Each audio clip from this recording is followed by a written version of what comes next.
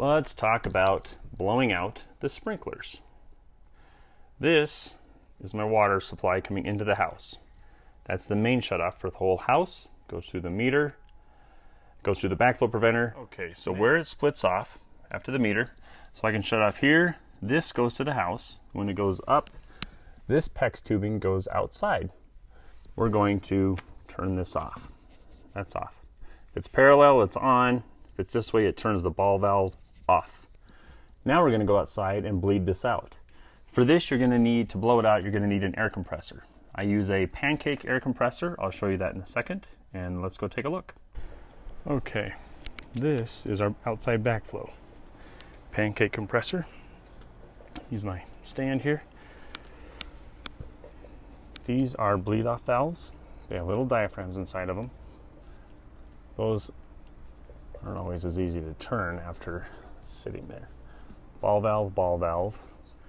These are how the ball valves work. You can see the silver in there. When I turn this, that's the same as this. When I turn this to be in line with the pipe, this is going to open and bleed out water. So what I'm going to do, we can open this. This will bleed out water from the house and anything that's in the pipe, if it hasn't already dripped out. It might have already dripped out. This has an O-ring inside of it, a black rubber diaphragm. Okay, so what we can do for this, we'll leave that. See how this is a low point. This is an air compressor fitting. It's a quick release. I'll screw that on there. You don't need Teflon tape because you're only using it temporarily. I'll just tighten it.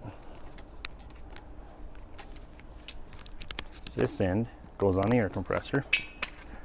This end goes on here. So, okay, so here's the other end. Goes on the air compressor. Okay, so right now this has air going all the way to here, and I'm going to take this and slowly open this.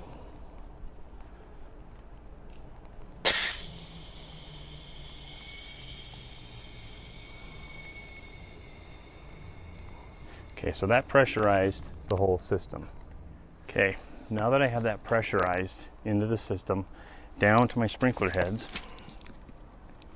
I'm going to show you how this works.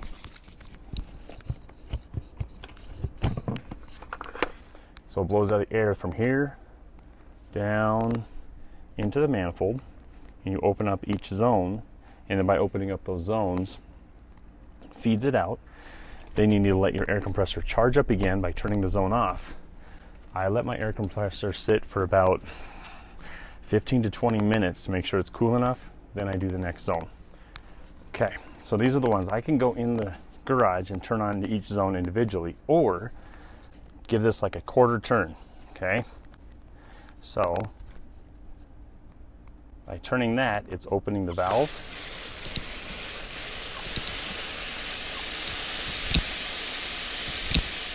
And we're going to wait until that sprays air. You can see how it's, there we go.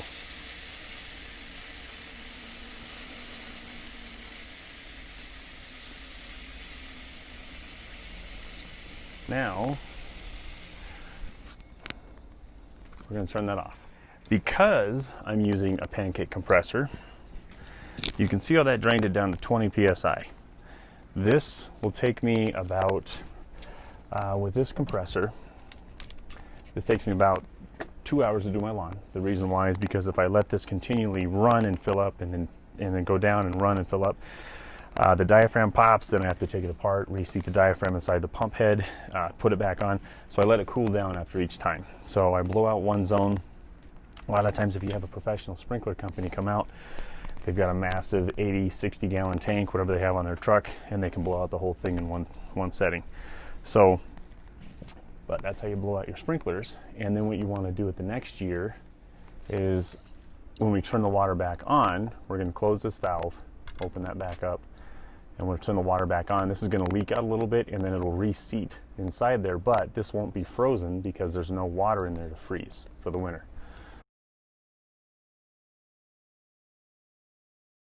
Okay, so we have one last step to this to blowing this out. So we're going to leave this off. We're going to open this one. Okay. Take this off. You can see how that's open now. I'm going to open this. You can see how that just drained out. Now I'm going to go back in the basement and I'm going to undo that same plug. What this is draining out is everything inside here and here, because this is a low point. Let's go into the basement. I'll take that other one off once this is finished draining, and we'll drain out the rest. Now that all that's done outside,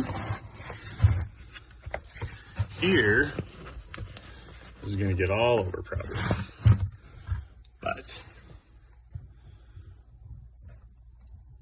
that's barely coming out.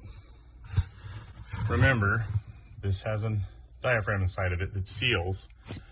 That's leaking out water from that pipe. I still have that valve open outside. I'm going to let this drain out all the water in the pipe. That way it won't freeze. Okay, so I let this drain out. It's filled with water, not a whole lot. Got rid of the water that was inside this pipe. Take this and I'm going to screw this back on. I'm going to go outside, make sure the valve outside is screwed on. Leave this turned off, and outside that one I can leave open, and I'll leave the petcock open as well for the rest of the winter. Okay, let this sit for a while. I had to go put a chandelier in. That's dry. It's also dry inside. Again, remember, you have that cap, that rubber diaphragm inside there. This, I'm going to leave that on. So you can see silver in that. This is how this works.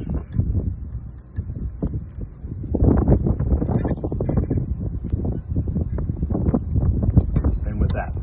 You turn it, it closes the ball valve. This I will leave very loose so it has breathing room. That was already broken. And then next spring, show you how to turn it on.